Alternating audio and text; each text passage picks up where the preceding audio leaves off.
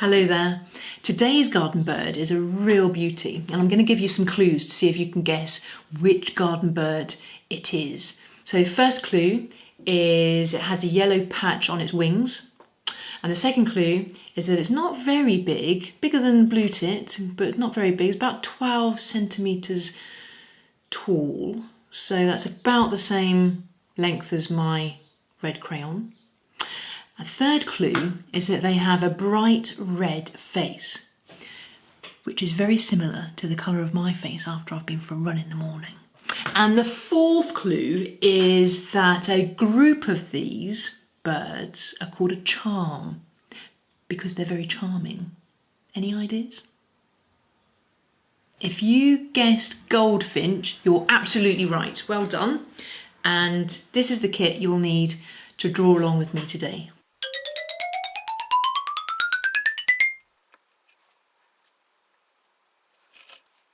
So you quite often find goldfinches visiting a plant called teasel, and that's what we're going to include in our drawing today. So something a little bit different. We'll start with the plant. So again, you can draw anywhere on your sheet of paper. I'm going to go slap bang in the middle. Well, actually, I might just come over here to do my teasel, and what I want to do is draw a shape that looks a bit like an ice lolly. Okay, in fact, actually taller at the top like that. Okay, it doesn't matter about all of your lines and stuff, because they'll just form part of your finished picture. And then what we're going to do is just lots of lines that go all the way to the top and then come all the way down this side. I'm trying to get the lines the same length along the edge.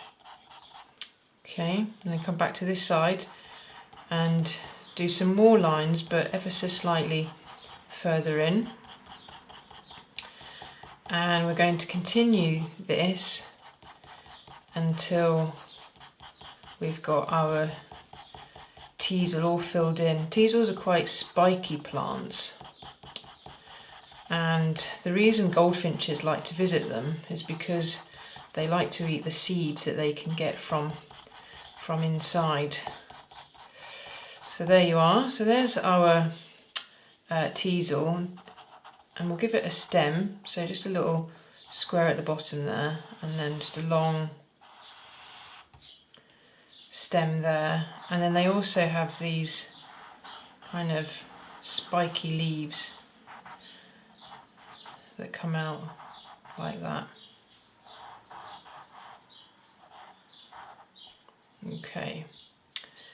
Then we're going to get our brown crayon, our darker brown crayon, and we're just going to colour in up to the line that you drew.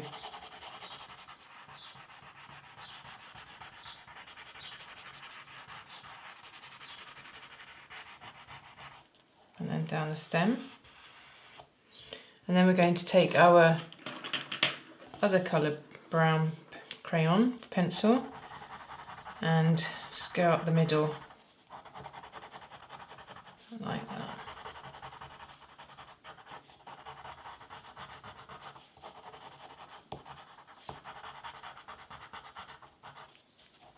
And then down the stem. Okay. So that's our teasel. And now we'll start with the goldfinch. And goldfinches have quite broad beaks. So you do your triangle without the shorter edge, and then just another one just like that, and then a line through the middle. There's the beak of our goldfinch, and then we're just going to draw the head round like that. Okay, and then little throat there, and belly round like that. Then the back just comes around like this to where the wings will be. So then you can take that line and follow it straight up towards the head with a little kink there like that. And then if you come back to the belly area and then take a line towards the wing, and then tail feathers like that. Nice blunt edge to the tail there. And then a leg here and a leg there. So the bird's holding on to the teasel. Okay, and this is where it gets quite interesting with the colours. So our goldfinch has got an eye there, and then a line that comes from to the top of the beak to the bottom of the beak, and then that's black. And then you want to grab your red crayon or pencil and put in a little patch of red there and a patch of red there. Really, really striking birds, really beautiful. And then again with your pencil, there's a black mark that is at the back of the head here like this. And then we're just going to use our pencil to create the separation between the head and the body. Whilst you've got your pencil, there are a couple of other black markings that the goldfinch has. We're just going to put those in, just along the edge of the wing. And also down towards the bottom of the wing. They have some white patches down here as well, so if you just make some lines and then just colour in between the lines, I'll give you a few white patches. Now this isn't scientifically correct in terms of, it's not precise, but then my drawings are never totally precise, and that's absolutely fine unless you're trying to do a drawing that is totally precise. Then I wouldn't get too hung up about it. And then put your tail feathers in. They're quite dark tail feathers. Okay, then grab your yellow crayon, and goldfinches have a really lovely yellow bar that comes down here. So yellow, red, black, really, really strikingly beautiful. And then we're going to grab our orange. Okay, now I know they're not orange, but we're just going to put a little bit of orange on our goldfinch.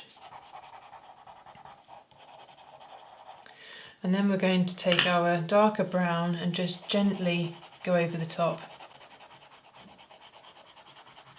because of course their wings are brown, but I like a little bit of texture in my drawings, so having a bit of colour underneath to come through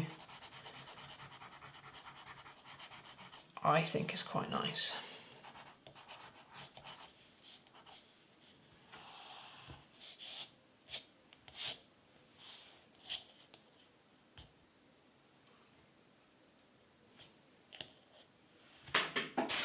And there you have it, a gorgeous goldfinch. So I hope you enjoyed that, and I really hope you've enjoyed drawing along with me every day this week. I've enjoyed it so much, I'm doing it all again next week, where I'll be drawing 5 of my favourite seabirds. Birds you might see if you visit the coast. And I'll be starting on Monday with one of my absolute favourites, the gannet.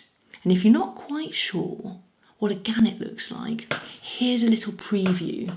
So this is a print I did quite a while ago now of some gannets and a lighthouse, And gannets have a beautiful face with bright blue eyes, black wingtips, and a pointy grey beak that they use to catch their supper when they dive headfirst into the sea. Really, really beautiful and special birds.